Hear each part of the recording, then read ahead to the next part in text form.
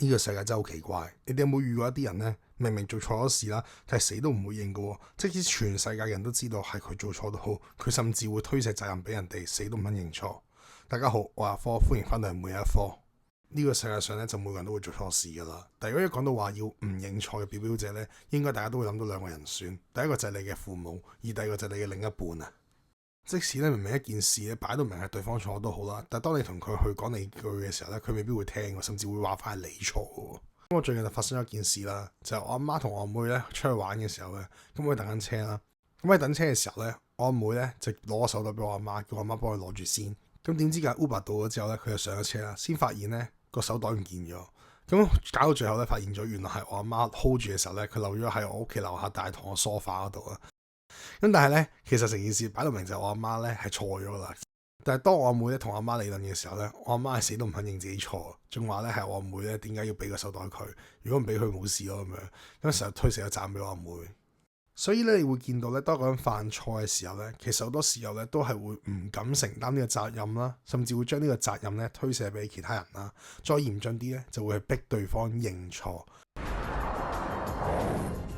我嘅初戀情人就係我老公，冇理由有我份喎。咁大家有冇諗過，其實點解人會咁驚承擔責任，同埋好驚去認錯呢？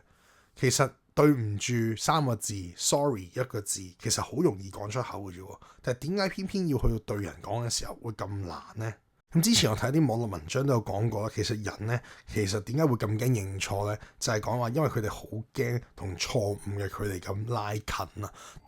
讓我看看，不要。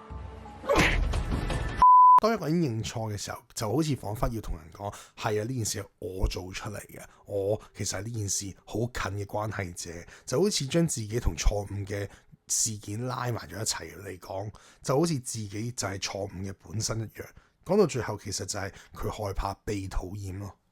有啲人就會係驚會有比較啦，即係譬如你認你自己做錯，咁可能你隔離嘅同事、隔離嘅同學就係做啱，咁佢哋就係叻過你，可能會驚一種恐懼比較啦。第二咧就係驚自己唔再被愛啊，即係好似我做錯一件少少嘅事都好，但其實你唔知道你做完之後，人哋會唔會唔中意你？而第三個原因咧就係講緊驚錯誤為你帶來嘅後果啊。咁多數錯誤嘅後果就係俾人懲罰啦。咁但係咧呢一種後果都分兩種，一種就係你有明確嘅指明知道係受咩懲罰，而第二種就係未知啦。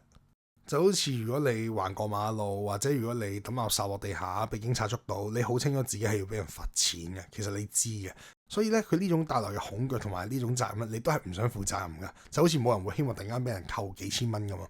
咁但係呢樣咧，相對上會冇咁難去認錯，但係最難認錯嘅位咧係未知啊。未知嘅結果咧先係最可怕噶，就好似突然間，如果你身邊人同你講：哇，乜你咁樣㗎嘅時候，你就驚啦，因為你唔知道其實佢對你嘅態度會點樣轉變啦，佢對你有冇啲咩誤解啦，你都唔知道呢件事完咗之後佢會點樣睇你啦，所有嘢都係一個未知嘅時候咧，呢一種恐懼係無限放大，所以呢個時候咧，你就可能會想逃避責任啦，或者唔想認自己做錯嘢啦，因為只要你唔認，甚至你可以將呢個責任推俾人嘅時候，咁呢個時候你就冇錯，亦都唔需要承擔翻呢一啲未知嘅後果。咁所以咧，如果我哋要探討一個人點解會去逃避責任，或者點解唔肯去認錯咧，你就會見到咧，其實所有喺唔認錯嘅過程裏邊咧，人都會做一種自我辯解，而自我辯解嘅過程裏邊咧，其實就係想享有特權，同埋想保留咗一種自我嘅認知。即係簡單嚟講，就係當如果佢拗贏人，明明佢做錯都變咗冇錯嘅時候，明明要懲罰都唔需要懲罰嘅時候，佢就好似喺制度以外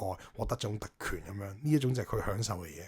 而保存自我意識就係因為佢唔希望自己嘅認知有錯誤，佢認為自己係啱，每個人都會認為自己係啱嘅，認為自己係最好嘅。當你要承認錯誤嘅時候，就要打破自己完美嘅形象。喺呢個時候，佢可能為咗保存自己嘅自我認知，佢會拒絕認錯。犯錯嘅人咧，好多時候都會好似《尋秦記》裏邊嘅秦始皇一樣啦。當你做咗好多錯事都好，你只要死口唔認，甚至可以揾藉口合理化自己咧，你就會冇錯啊！覺得猛放個乖，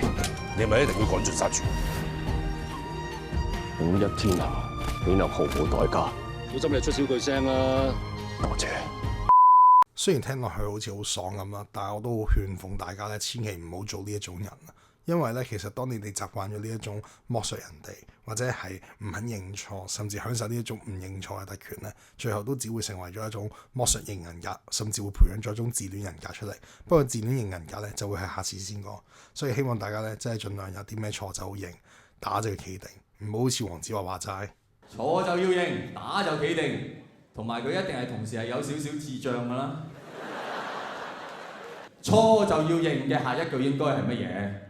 要對方贏。